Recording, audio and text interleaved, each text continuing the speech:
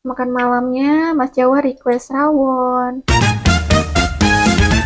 Assalamualaikum, bersama Teteh Sunda yang hidup di Jawa. Pagi-pagi untuk sarapan Mas Jawa, Teteh bikin nasi goreng telur ceplok. Siangnya karena Teteh jarang makan nasi, jadi Teteh bikin rujak. Setelah selesai kerjaan, sorenya Teteh bikin pentol kriwil untuk stok cemilan Mas Jawa. Dan di sini Teteh sekalian godok daging buat rawon juga. Tapi nggak sempet divideoin karena HP-nya kecebur kuah panas. Move on dari HP kecebur, ini pentol sudah jadi. Gimana? Kriwilnya menarik nggak sih? Makan malamnya Mas Jawa request rawon. Ambil nasinya. Cukup segini? Cukup. Ini goreng tempenya, terus sama kerupuk ya. Mari kita makan rawon dulu, guys. Masakan istri aku.